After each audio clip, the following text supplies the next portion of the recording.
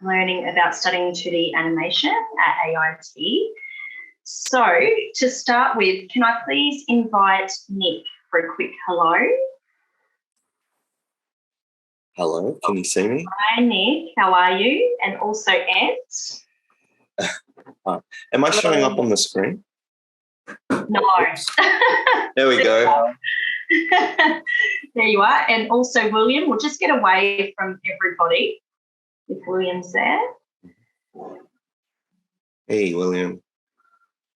Maybe not. Yeah, hey, no. Sorry, Mike. There you are.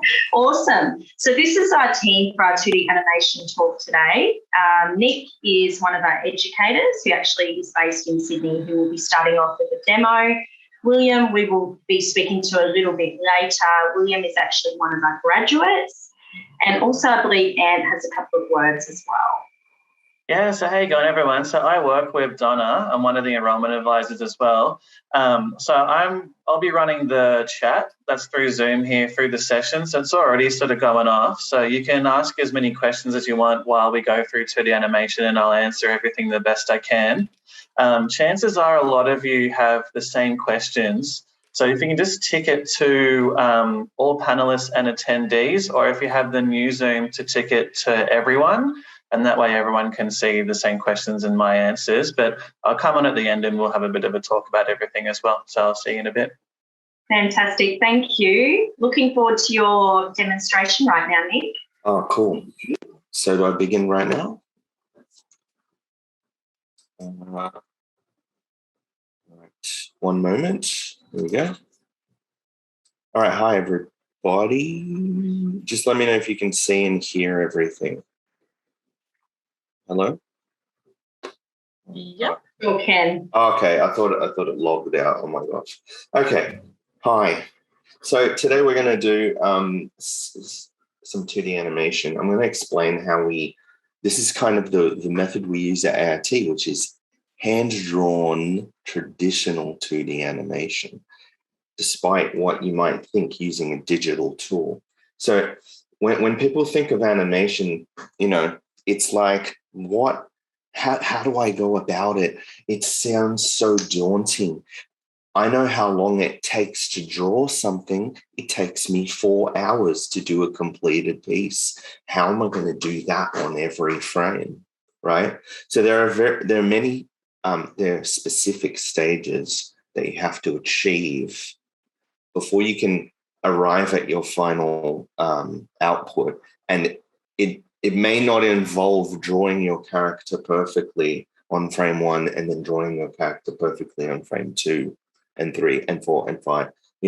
One of the things we need to do is we need to do a multitude of jobs when we're animating. One of them is acting, right? You're the actor and also the director and the artist. That's a lot of tasks. So you got to take on the jobs one by one. So what I'm going to do today is a rough of this is a little character, little ninja guy. One of the things you need to do is you absolutely need to have a design in mind before you begin. Otherwise, it's all about planning. So ideally what I should have of this guy is a turnaround of how he looks from every angle. What I'm going to do now is start a walk cycle with this character. And I'm going to do it in this stage here called the rough stage, which it's a dummy, okay? So I'm not drawing a super high commitment drawing, so I'm able to make a lot of mistakes. And what I'm going to do is start with a key, all right? So I'm going to move over here to my first frame, and I'm going to just add a whole bunch of time to a drawing. Maybe I'll have a peek at my previous frame. It's not showing up. Okay, it's because I've given it no exposure, I think. Actually, this is what I'll do. I think you're in render view. Oh, I am. That is the truth. Thanks, William. Okay, there we go. I was wondering what was going on. All right, so I'll just borrow that for now. It's not working again. Hang on, guys. Tech difficulties. All right, just give me a second. All right. So what I'll do is I'll just start with a pose that is like a it's called a contact pose. Okay. So I'll start with it. Both feet touching the ground. Okay. And what we want is, I'm not going to draw the frames one after another, like what's the next frame I'm going to have. I'm actually going to do 4 milestones in this walk cycle, and we call them keyframes. And that allows me to keep the pace of a walk. It also allows me to decide the speed. One of the things that a lot of students do is they do the entire animation and then they find out how fast it is later. That's not what I want to do, right? So here's the pose I was looking for, okay? Notice that I made the leg in the background darkened. That's for my own benefit so that I can not get confused in which leg is doing what. Some students want to, sometimes go, oh, I'm going to draw with a stick figure leg, and then they don't know which leg is which. So I highly advise to shade one of the legs. Now, here's what I'm going to do. I'm going to add a new drawing to that, and that will, you'll see I'm using something called onion skin, which allows me to see drawings that are in the past ghosted out. So I'm on a new drawing right now. And here's what I'm going to do. I'm going to do the next keyframe of this walk cycle. And this one is called a passing pose. Okay. So I've done, the first pose that I've done is called a contact pose.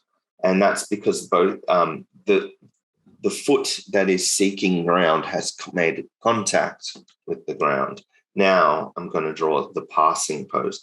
And this is kind of important. You have to understand that as you're standing straight, you get taller, right? Well, you extend to your true height, right? And that's something that's a little bit tricky. I get a lot of people who just draw the same, keep the head and torso in the same area, which is not what you want, because then it's as if your legs are stretching out to grab ground. Okay, so I know that the left leg is on its way back. What I have to now do is get this right leg off the ground. So I know that passing, I treat it like a number 4, the pose, So I get this leg, and it depends what kind of walk cycle you're doing, but generally, the attitude of how you're walking is how do you actually do the job of moving yourself across a distance, which means, do you drag your feet? Do you march and have your knees up high? Are you, doing a military march? What sort of walk is it? So I think for me, the passing pose is shows the most character. So, I mean, obviously there's other frames, but this is early on. We're designing it. Okay. So now I'm going to do something called scrubbing the timeline. So I'm going back and forth so you can see. There we go. Let's turn off the onion skin so that I can see it. All right. Yeah. Okay. I'm happy with that. I'll do the 4 frames that I want. Next.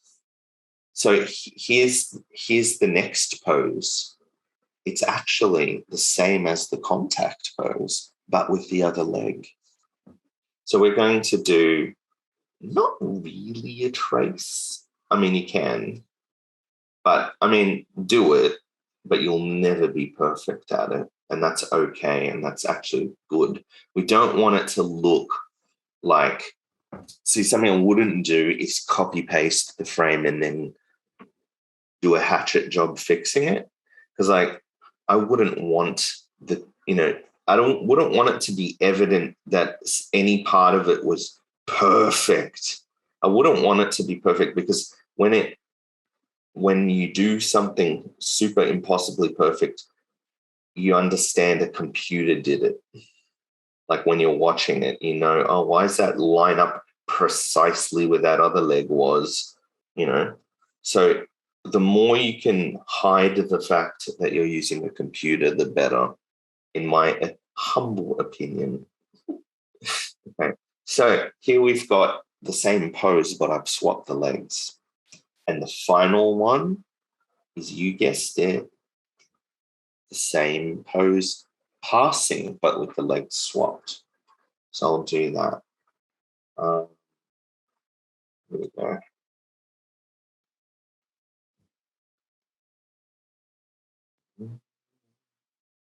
Whoops, sorry. Bit of lag today. Okay.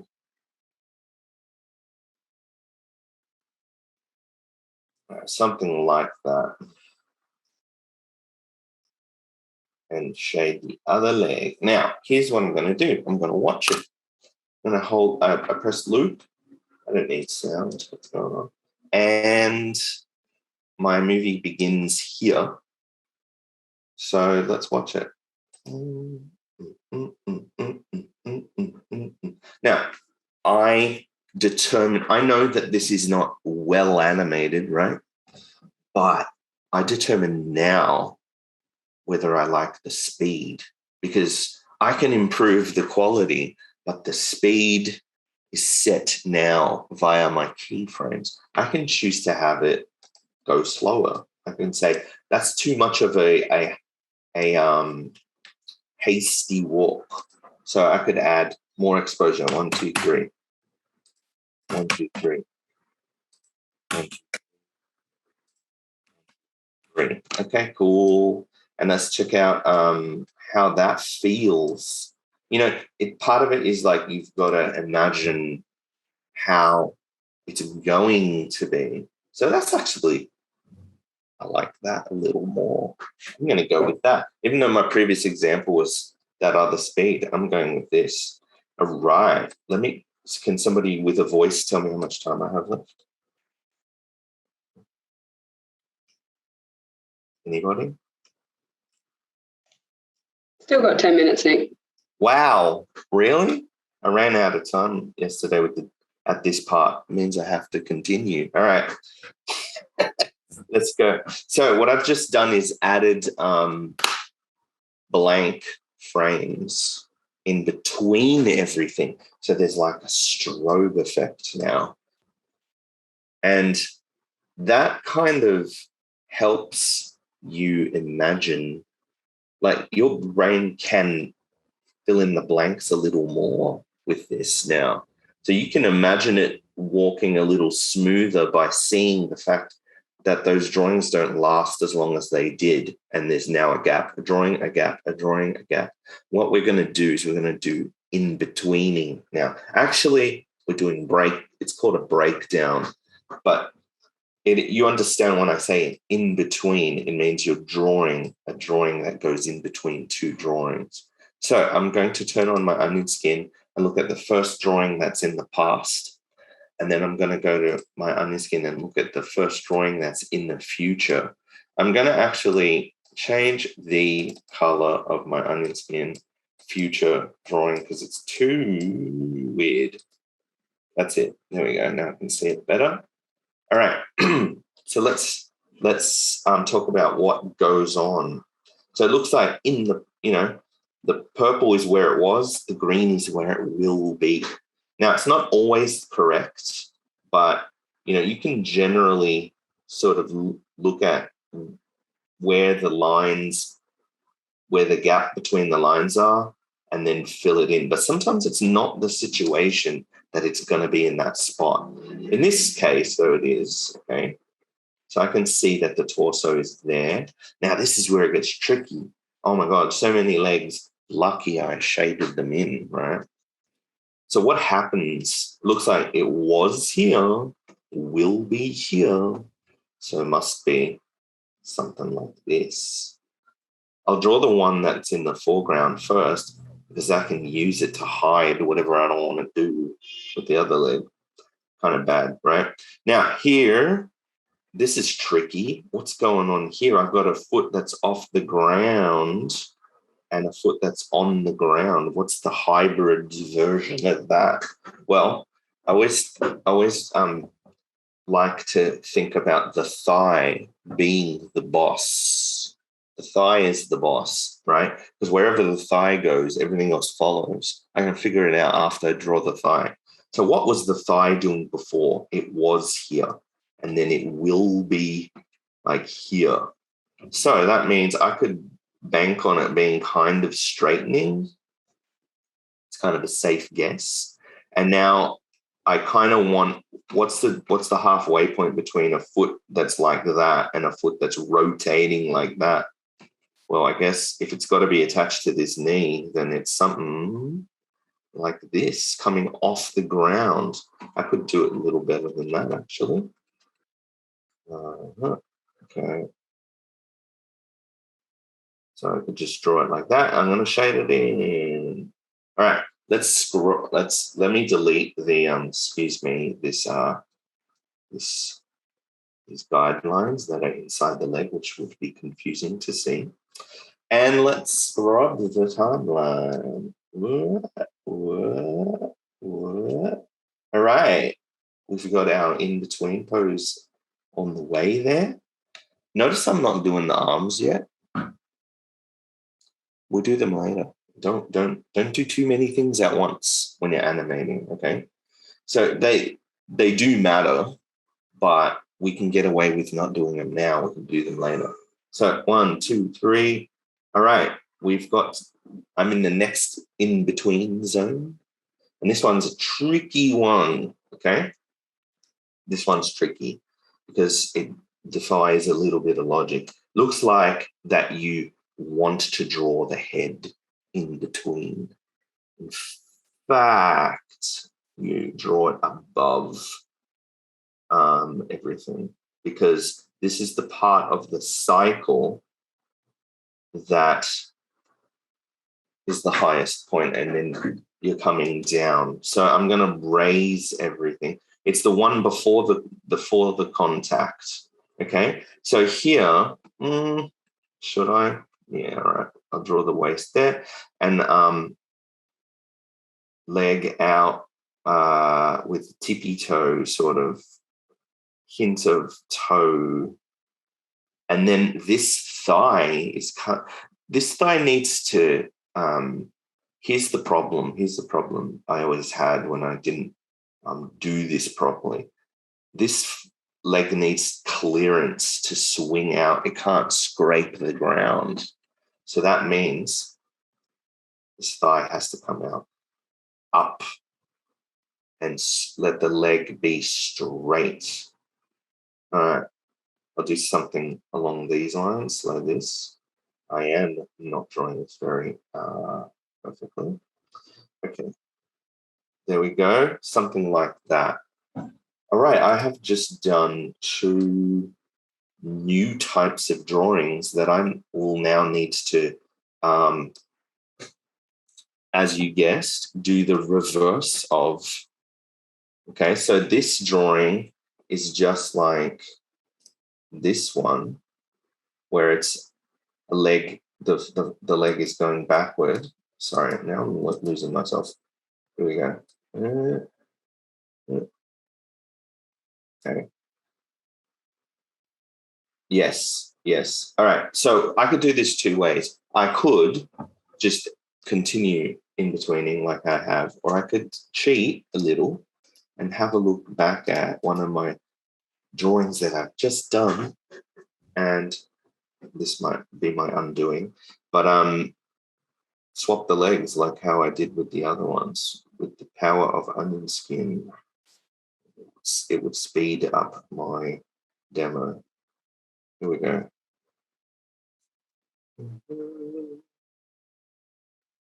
Okay. And the other leg is the one. All right, see my phone. Thank you, Ash. Right, okay, so, and then the final drawing is that one. I'm gonna speed through it and we'll see what we got. And then I'm gonna show you. I've prepared one with arms earlier. You can see what that looks like in a second. So how does this feel?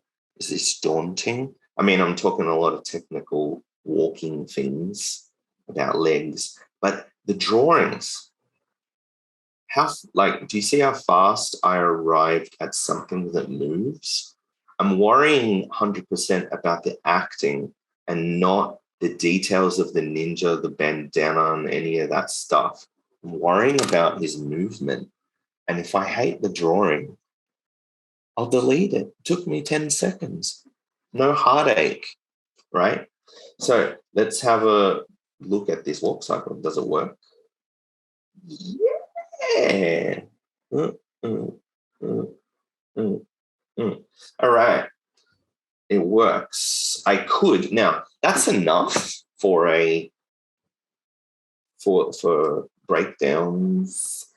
If I wanted this smoother, if I wanted to get it to a standard that is like TV animation, I'd need a drawing pretty much on every second.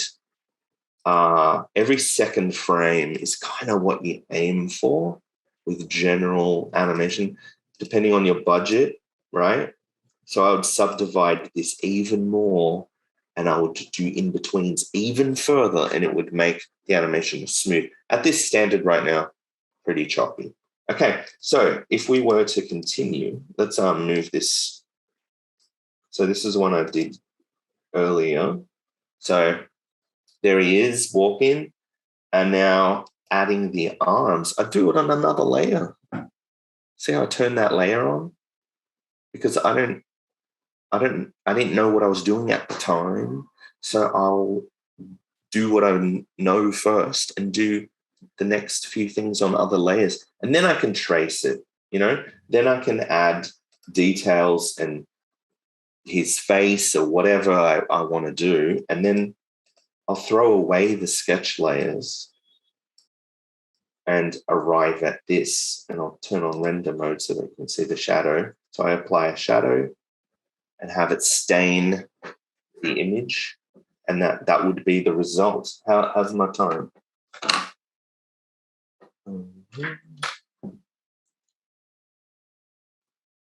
1 minute, Nick.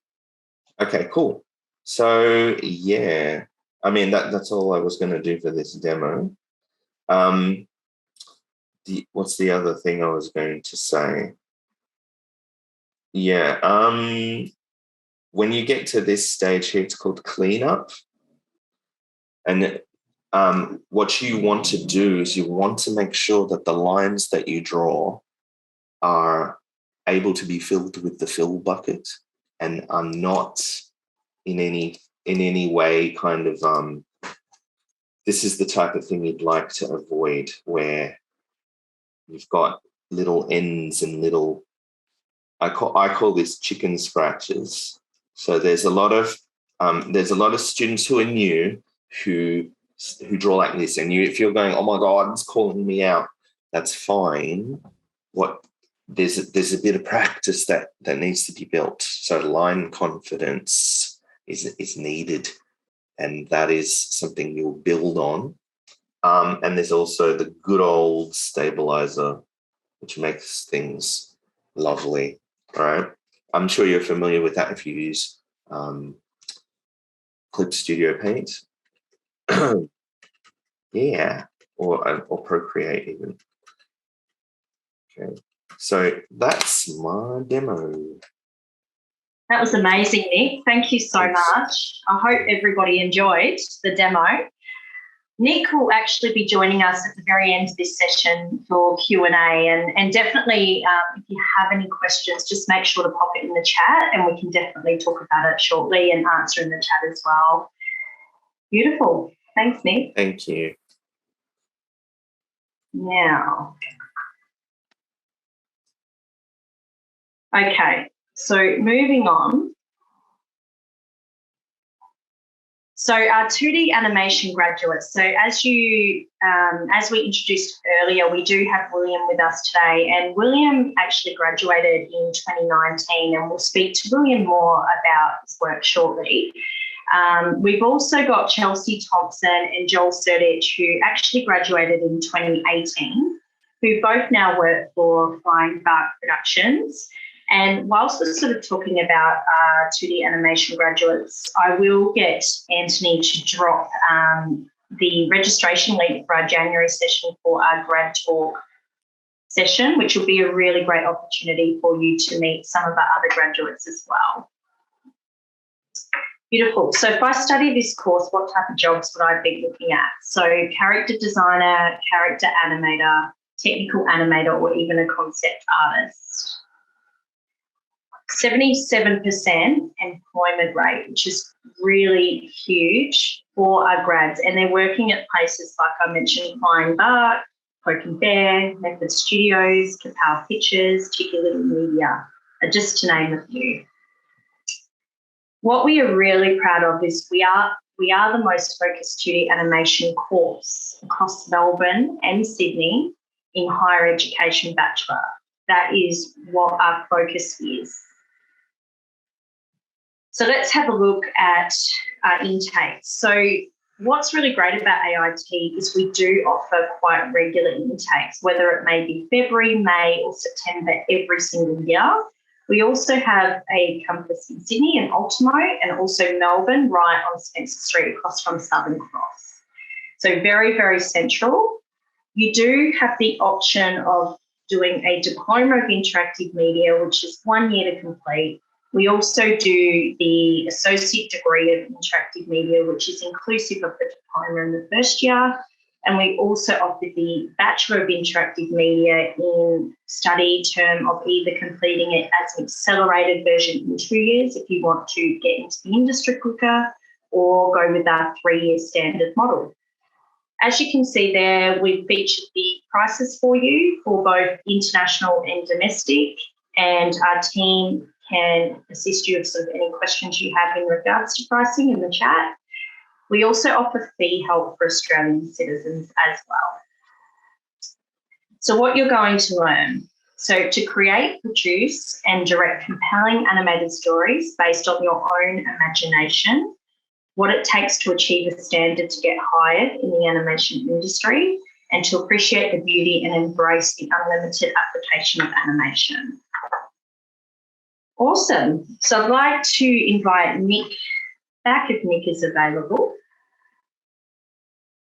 Yeah. Thank you, Nick, just to have a bit of a chat in regards to the subjects. Sure. Okay. So are we going to the subject slides now? Should be there. You want to go to the next slide? Yeah, the ones that detail each. Yeah. Okay, cool. So when you do animation at AIT, we've got a bunch of different subjects that you go through, okay? So the first one that you do is a stop motion animation subject. And that has, it might sound counterintuitive. It's not a tech subject. It's not about software. It's not about computers. This one is a hands-on stop motion animation subject where you try out a whole bunch of, hands-on sort of traditional techniques. So we're talking clay, we're talking paper cutout, so with adding, moving them with brads.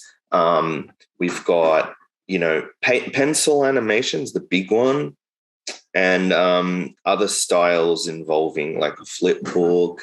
There's pixelation, it's called, with it's like stop motion with photographs of your actors. So this is like a fun one. There's group tasks in it. You get your hands dirty and you sort of start out and you make your first movie, okay? So your first animated film is out of this subject, and it's nothing to, like, I want you to not underestimate this, because we've had really touching, really compelling animations come out of this subject that we screen at our Dot Motion event. And imagine, you made something out of blue tack and paper, and then it moves the whole audience in George Street cinemas, and they're all like, oh, you have that power to do that, right? So this is the very first one, and I know that you're itching about 2D animation, so let's talk about that one next. Okay, cool. So this is where,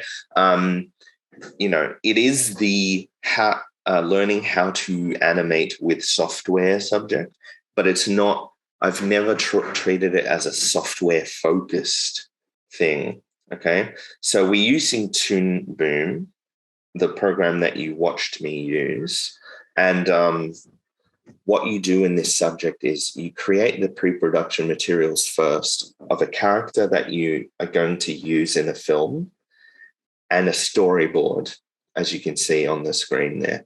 And then there are 2 other assessments in here that are technical exercises where you learn how to actually make things move and, form your habits, learn the software. I don't like saying learn the software, but it's kind of like learn the tools, because the software, Toon Boom, is like excellent. It's the best one that we've ever used. There are other animation software out there, and what I'm interested in is the tools that they have, and how you use those tools, like the onion skin that you watched me use.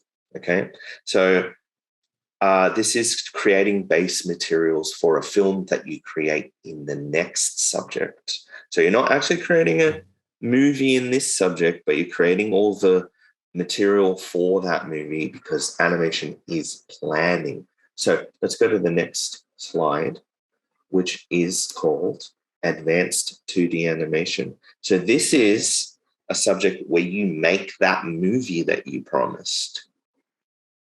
And that's like, from day one, where you've got a schedule and you've got a finite amount of time, and we hit the ground running, and where we create an animatic, and we do rough cuts. And honestly, I have to say, this is kind of unrelated to anything, but I've learned a cool new thing from teaching online, where we render out animated GIFs of our shots and share them with each other, and the whole class can, support each other.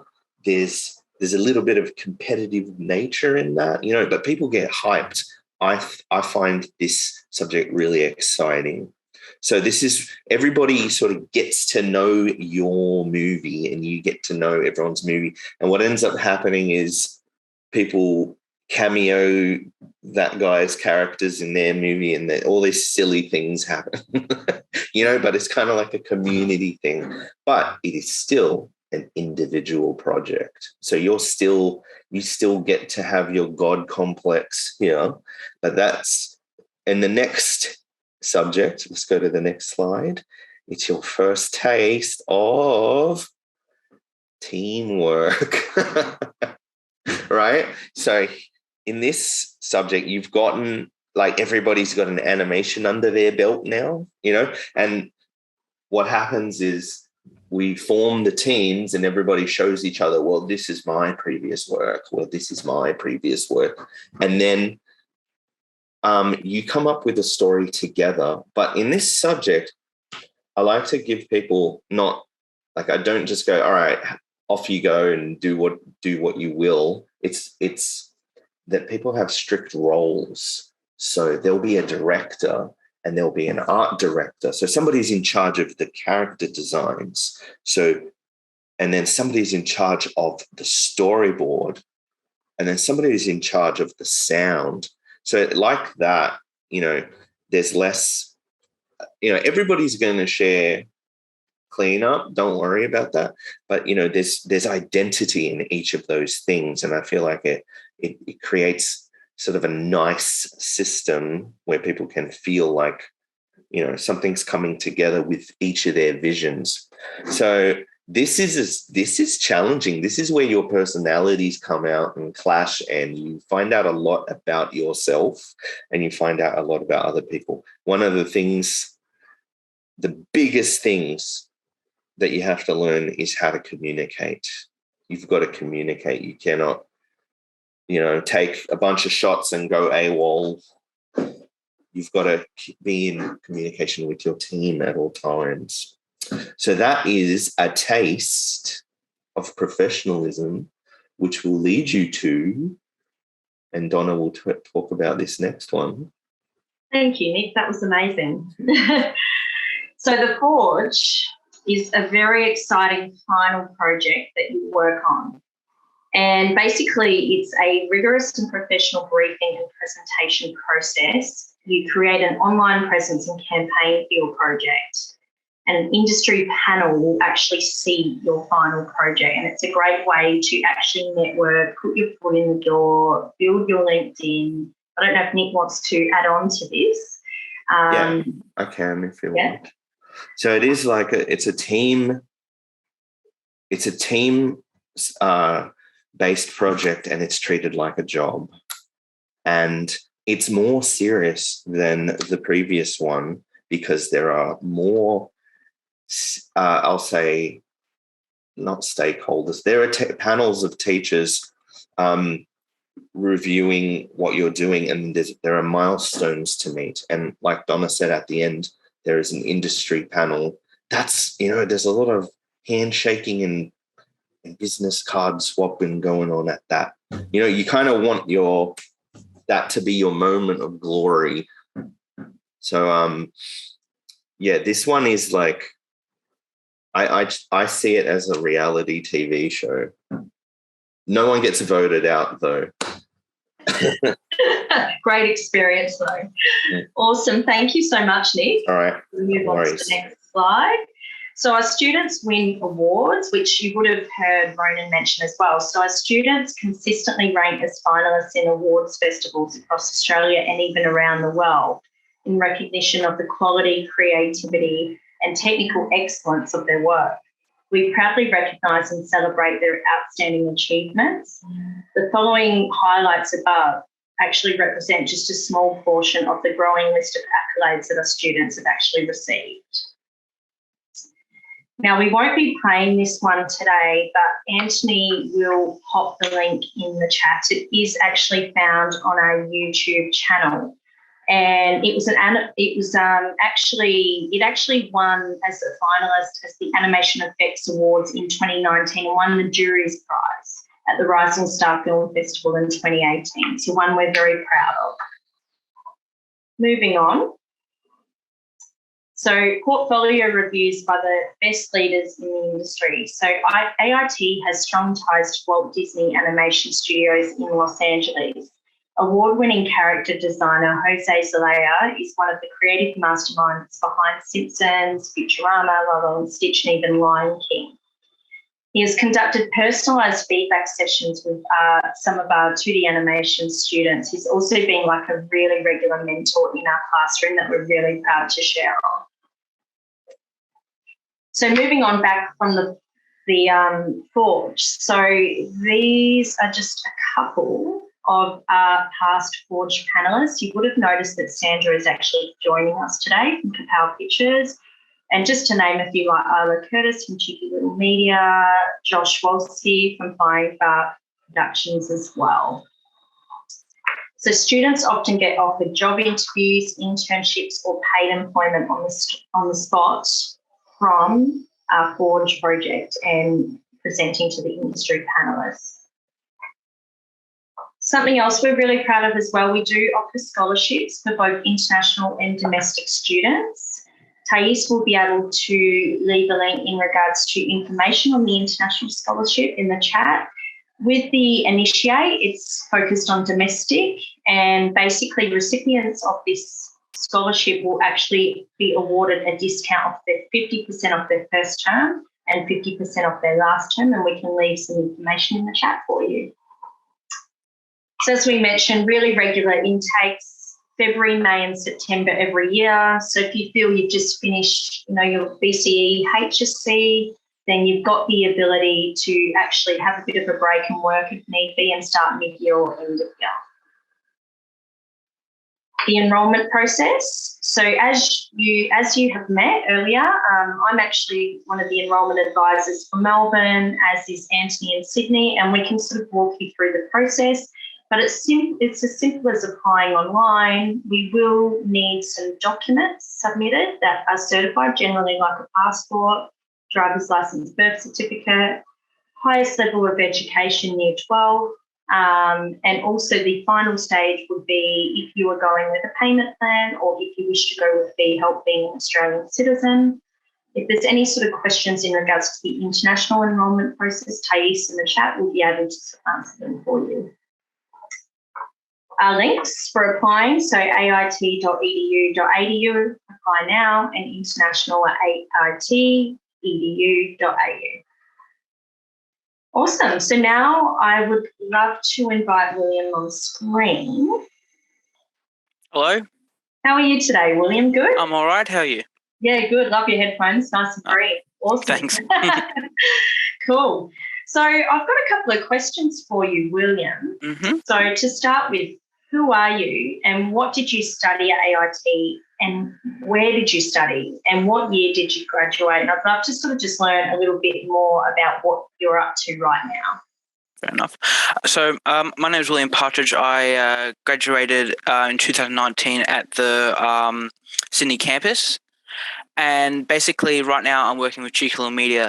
As you can see on the screen, we just finished working on the show Jellystone, which is Yogi Bear and a whole bunch of Hanna-Barbera cartoons. And we're starting a new production now, which I can't get too much into because I'm under a non-disclosure agreement. Yeah, sounds exciting though. Yes, it is. And can I ask, William, how did AIT for you as a student or graduate prepare you for your role as what you're doing now as a 2D animator? Well, the whole concept of doing physical work while you're at university is like a really important thing because you're able to like make stuff and then also learn the programs that are standard within the industry. That's a very important thing when going into it because if you're going in without any of that stuff, you're just going to basically find it a lot harder than what it needs to be. Yeah. So during your degree, can you sort of talk to me a little bit about, I guess, your project-based work and what it looked like? Yeah. So basically, during the degree, the fact that you have worked, you're able to show to your basically to people and say, "Hey, this is what I've done," and and then say, "I've experienced working with people, especially in forge situations." Basically improves your chances of employment dramatically. And the fact that you're able to, again, show your work and say, this is how I've improved during like 1, 2, 3 years of university, or at least at AIT, it's, again, increases your chances of employment dramatically as well. That's a really, that thing was basically my, I guess, like one-up experience personally. Yeah, cool. So looking back on your study now that I guess you're a graduate in industry, what do you think is the most important, valuable aspect of choosing somewhere to study? Basically, you've got to choose a place that's right for you. I have friends who, again, work in more film-based stuff, but they prefer theory than practical. So they were looking for that type of stuff. But when it comes to animation, especially 2D animation, you need to get into the nitty-gritty of animation. And I feel like with any animator, you need to look for more practical than theory because theory can only get you so far. Practical will get you the whole way. Great advice. So I know you mentioned a little bit about some of your productions. I know you mentioned you've just been working on Jellystone. Can you talk to us a little bit about what you were doing prior to Jellystone a little bit? Well, before Jellystone, I basically just did some independent stuff. For example, I worked with Poker Bear for a senior insurance advert, and then just some other just little bits and all that. Yeah. The reason why Cheeky Little Media is so I think just moving on to my career and all that is great is because while I was at ART, I did an internship with Cheeky Little Media. And then when I found out they were starting up Jellystone, I didn't know they were starting up, but they're advertising it. Put my resume in. They're like, "Oh yeah, remember you? Yeah, come in." And then after Jellystone happened, basically they just I get a phone call one day, and basically they said, "Hey, we're starting a new production. We need some help. Are you available?" I'm like, "Sure." And within an hour, I was already hired, and then working within on the Monday. Wow, that's incredible. So well done. How exciting. Amazing. Very hectic. Yeah, it's amazing. So look, now I would actually like to invite Anthony and even Nick back on screen. Do we have a chatty bunch today? Little bit shy today, but that's cool. That's still enough going off, which is good. Yeah, I kind of wanted to kick off with William. I had a quick question for you, William. How did you find your internship at Cheeky Little Media? Well, basically it all started because at the time I was living in the Central Coast, which is like a 2-hour train trip. And I basically it's like, yeah, no, I can't do 5 days. Is there a way I can swap out subjects? And then Tamara, who was doing all the internships and all that, she said, well, we can do an internship. And I was like, cool, I'll do that. So she got me in contact with Cheeky Little Media, and basically we sorted things out. And I did how long was it? It's I think maybe 8-month internship there. And that was during when they were doing Spongo, Fuzz and Jalapeno. That was back in, I think, 2018 that happened. Amazing. No, it's awesome. I was just curious because I heard that you did it there, and Tamara was really proud of you, and we haven't really spoken about that in the past. So, yeah, it's cool to see. Because that's a nice little segue, because there was a question at the start of the day from Uma was asking how we help in the transition and the connections to industry and work and stuff like that. So to sort of answer that question, is the main one is through the internship, which is William was there for a while, but it's usually around 120 hours.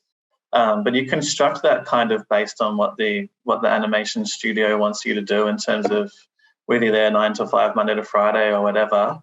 And you can see those events we've done as well, where you're mingling with industry quite a fair bit. You're doing your hands-on skills. You can't really escape the Forge program, where you have to develop a pretty strong piece of work that you have to present in front of an industry panel. So we do a fair bit to get you in front of animation studios. What are some of the animation studios that you can join in? Do you know much about that, Nick? You had them on the screen before. They were we got Cheeky Little Media, Poke the Bear, Kapow Pictures, Flying Bark. What else did you have on there? I can't think of any other on the top of my head. There's one in Melbourne, Princess Bento, which have just opened up, and they're hiring interns now, as well as newly graduates and stuff like that. And they've also been talking about doing a program with universities in Melbourne. I don't know too much about that. I've only heard from the grapevine. There's quite a few people that we're friends with, though, so we can help out pretty well. And we've got Tamara, who's firing away in the chat right now as well, who's our industry partnership manager. She actually finds the internship for you as well. So it's not like you have to sort of go fend for yourself. We'll kind of help you along the way with that as well. There was a question from Campbell at the start while you were doing your demo, Nick, about software and what programs. Okay. So you were using Toon Boom Harmony there. Is there any other programs and stuff? There are. They're not okay. So okay. Oh man. We used to teach in Adobe Animate as well, but I really feel like Toon Boom has become, I think it's just far better and there's less workarounds. So I kind of really want to let go of Adobe Animate, to be honest. The other one, amazing programs, not cheap, that I have used is something called TV Paint. That's French. That's a French one. It's kind of strange keyboard shortcuts in it. But they tend to not be very cheap. I know there's emerging animation features on, Clip Studio Paint is, and these Procreate programs that are on iPad and whatnot. They're starting to get animation features, but we really need those tools that just for ease of use and just to my philosophy is I want the software to get out of the way. And Adobe Animate is just, bless its heart, I love it from when I used it, but it wasn't well looked after and it gets in the way too much that people make workarounds. So Toon Boom is just a dream and it's a subscription model, as everything is these days, right? That's the truth, honestly. It's also like the industry standard one as well. So it's one that you're probably going to use along the way in whether your internship or whatever your first job is. It is. Well. It is highly likely that you're going to use Toon Boom. Yeah. I have seen, we're using Adobe Animate still. That still happens. But Toon Boom was made out of frustration with Adobe Animate. So okay. Treat it like, think of it like that. Yeah. I like William's laugh then too. Well, the reality is that I haven't worked with, in any of the productions I've worked with, I haven't worked in Flash or Animate, as it's called now. So, and if I do have to work with it, it's just learning the program, not the techniques. That's what it comes down to, which is a good thing. There was a question at the start of the demo as well about drawing. Like, how good a drawer do you have to be before you start? I know that that's I see that in the students that I teach, that there's sometimes the class is full of extremely strong artists, and then there's one or two students who are like, oh, I don't want to show my work because I'm so basic. Well, you don't have to be a great artist to join, but one thing that I would hope is that you love drawing and that you intend to improve, because it doesn't, it's not that we're going to require you can create an animation with whatever style you like, okay? But you're going to be doing a lot of drawing, so I'm going to hope that you enjoy that. So, and I'll always be encouraging of good practice and strengthening those skills.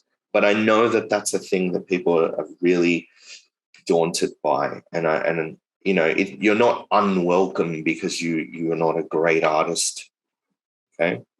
But as long as you want to create, if you want to create, that's what I care about. That's the thing I care about the most. I care about I shouldn't say this. I care about that more than marks. Sometimes the students are like, oh, but will I pass? I'm like, who cares?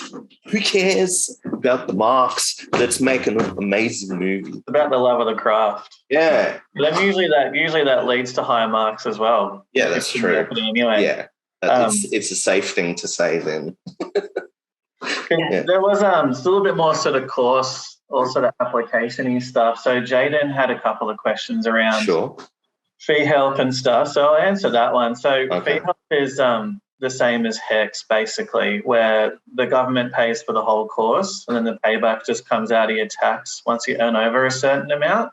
But William and Nick, you might help with Jaden's other question about class sizes. Ooh. So we usually stay around 20, 25. But William, how did you find the experience of like a class that was about 20 people?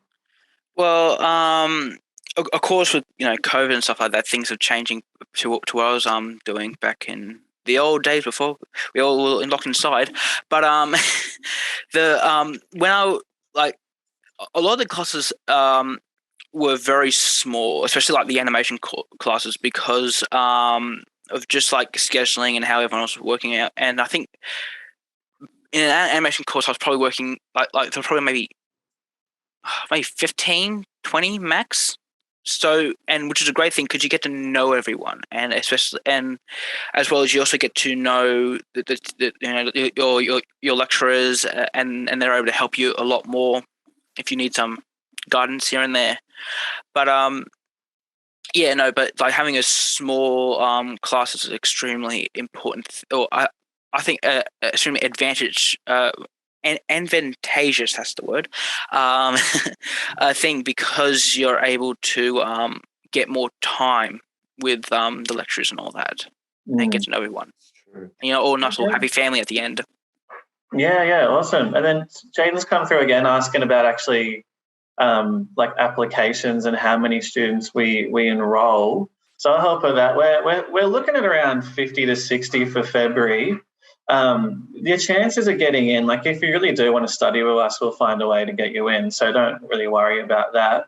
But yeah, like it kind of depends on how many sort of people decide to come on between now and then. But we're looking around 50 to 60 for February. But that's just Sydney domestic, and then we got like the international side of things, and then the folks in Melbourne as well. Yeah, so quite a fair bit. But if you really do want to study with us, I wouldn't worry about sort of not having a spot. We'll squeeze you and we'll find a way. A good thing too is you can attend classes online now, similar to what we're doing now. So if you can't make it to campus for whatever reason, you can always watch online, which kind of works similar to this through a student software called Canvas as well. But yeah, if you do have questions, you can always text Donna, text me, text Tyus, or give us a call or whatever, and we're happy to go through, more sort of things as well. Jaden, if you're looking at 2023, you've got heaps of time, man. I wouldn't worry too much about all that. Like, you've got another year to think about it. But if you are in year 11 and you do decide you want to start with us earlier, you can enroll with a portfolio instead of finishing year 12.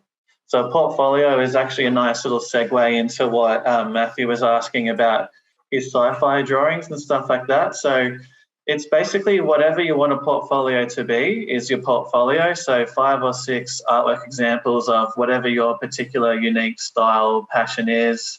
We're not looking for anything structural. We're looking for your like level of interest and level of dedication. So that's whatever style you want it to be. You know what I mean? So 5 or 6 drawings, sketches, paintings, designs, video clips, whatever, that'll sort of be your portfolio as well. But yeah, Matthew, we'd love to see your sci-fi stuff as well. How are we going for time? We've got 1 minute until 3D comes in. So I'll rip into Campbell's question and then we'll jump into 3D. Would learning sound design, sound manipulation be worth looking into supporting storytelling? Absolutely. Yes, definitely. It's a skill, like it'll strengthen your ability to make things on your own when you want to make something. And when you're in a team, you can take on that role. It's very, yes, I'll say yes. I'll say it's another strength to have. Yeah. Go for it. That's what you're interested in. As well with us. So you learn the audio skills with us too. Yes. Thank you so much for joining us today, William, Nick. Thank you so much for your insight into our course. It was a pleasure. Thank you very much. Thank you. Awesome. So it's hit that time where now we are going to go into learning about studying 3D modelling at AIT. Now this is going to be running until from 11:20 a.m. till 12:05